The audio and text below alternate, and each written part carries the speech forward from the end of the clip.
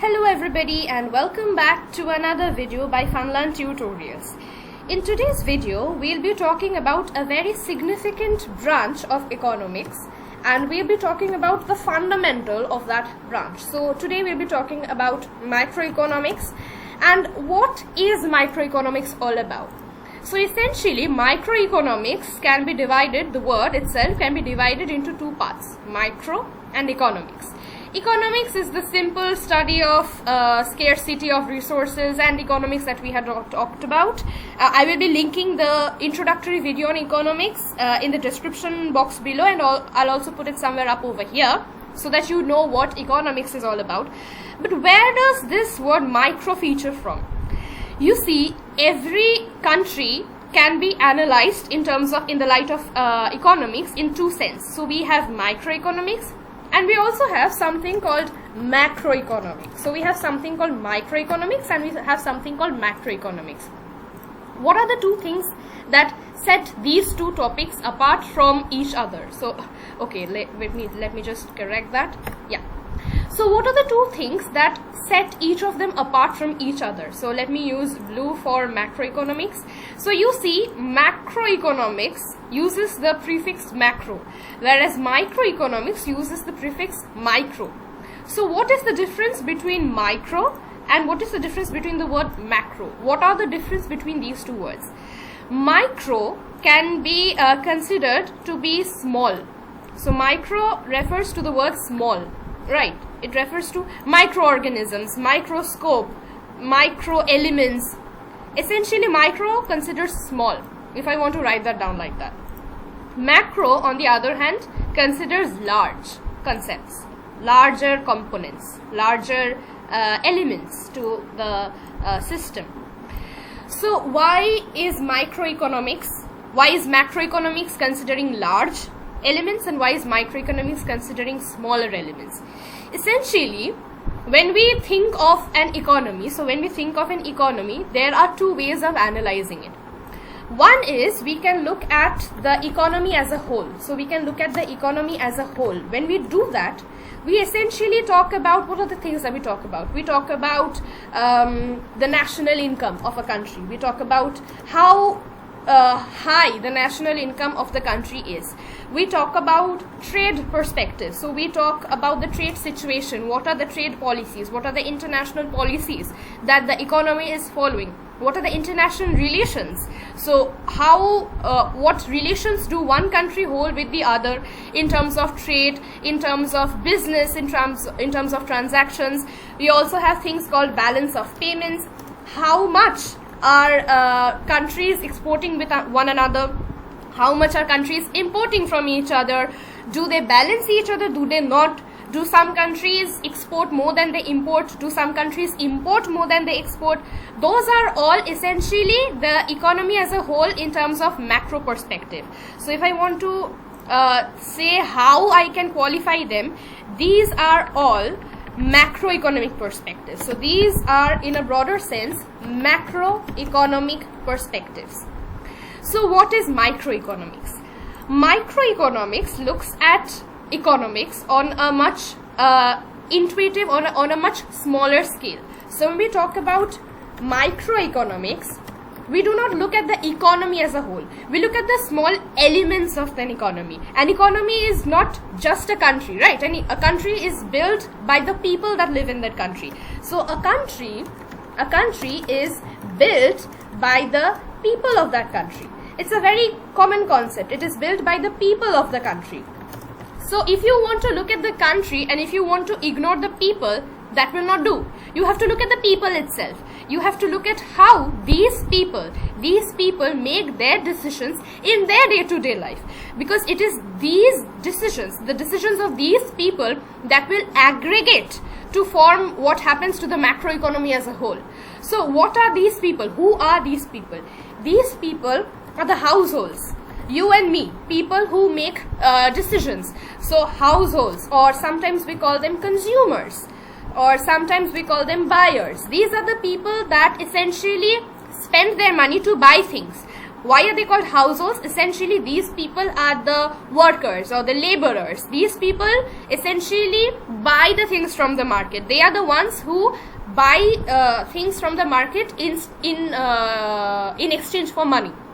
These are one part of the microeconomic field. So some of the people are the households or the consumers or the buyers. This is one part. Now, what are the other parts of the microeconomy?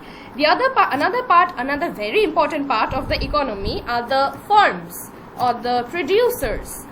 So we have the firms or the producers, or we have the sellers. What are these? Who are these people?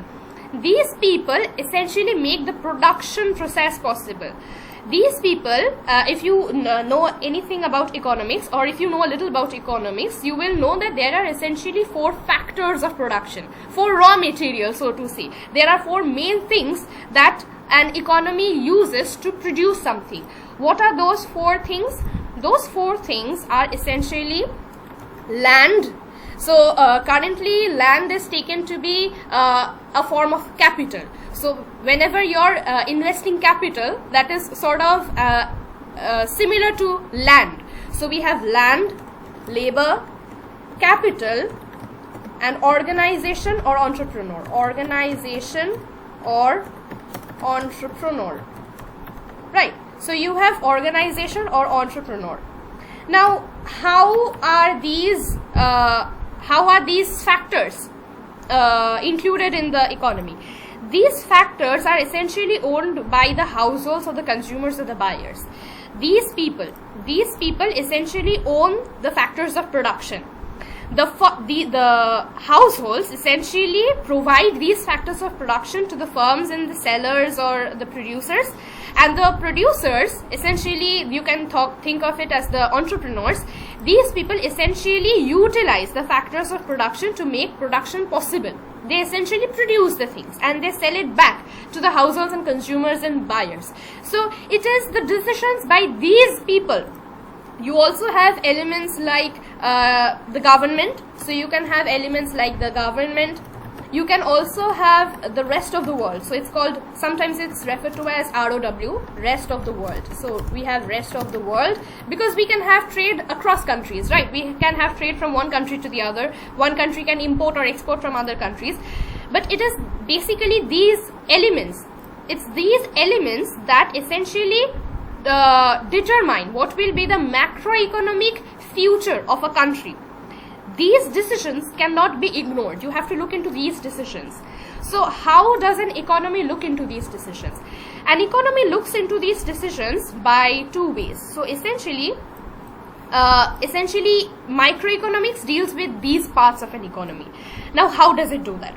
When we think about microeconomics has 2 main parts. So we have something called a consumer behavior. So we study consumer behavior and we study producer behavior. So there are 2 very, very important parts of microeconomics. We have consumer behavior and we have producer behavior. Consumer behavior essentially looks into these people, consumers. So they look into these people. How do households or consumers or buyers behave in the market? How do they make their decisions?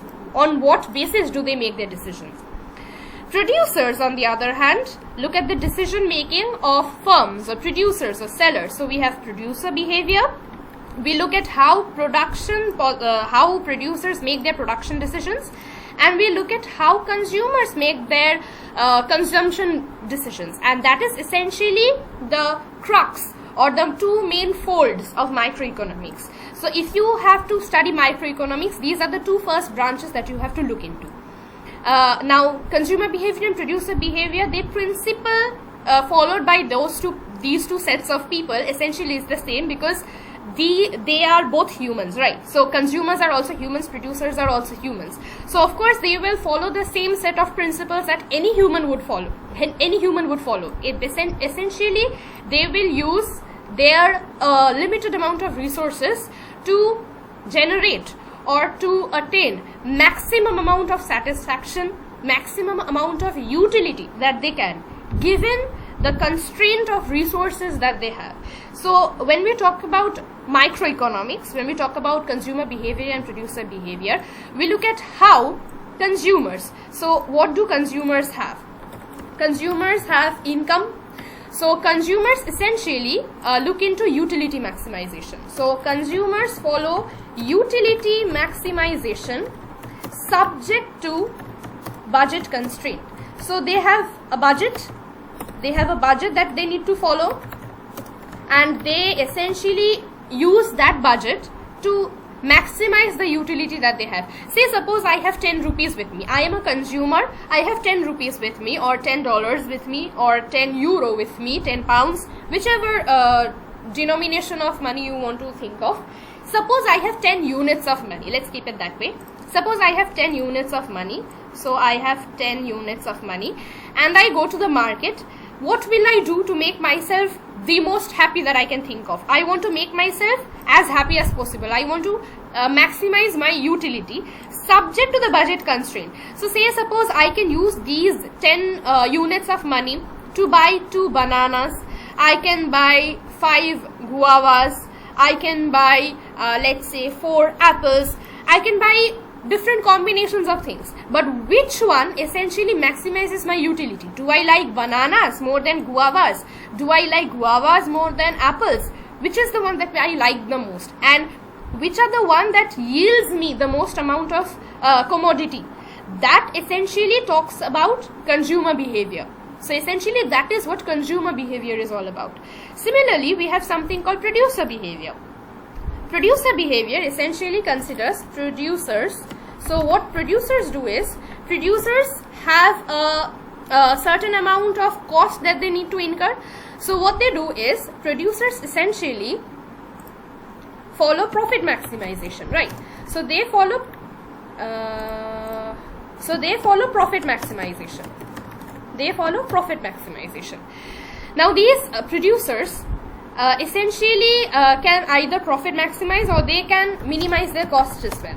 Cost minimization. There are different ways of looking at how a producer makes his or her own decisions. Essentially, producers will want to maximize the income that they have at the end of their day, right? They want to either, if I minimize my cost, it means I am also maximizing my profit, because cost is being reduced. Essentially, when I'm incurring cost, it reduces my profit. So they are both sort of like dual to each other. So essentially, when I talk about microeconomics, I look at what consumers do and what producers do, and it is their decisions that are aggregated at the economy to see how an economy, how a macroeconomy functions as a whole, and that is what basic economics is all about. If you liked this video, and if you found this video to be useful as an introduction to what microeconomics and macroeconomics is all about, essentially this video was more towards the microeconomic side and why we need to study microeconomics. So if you like this video, then please like this video, because it makes me feel like I'm helping somebody, and consider subscribing to my channel. You can also share these videos with your friends or students or whoever you want to share this with. Comment if you have any doubts or recommendations for further videos on economics or mathematics. I will probably soon be starting with statistics as well. But if you have any topic that you want me to cover, or if you want to have a discussion, then you can always write them down in the comment section below. Also, I have an Instagram account which I will be linking in the description box below, where you will be getting updates for future YouTube videos. Till then, happy learning.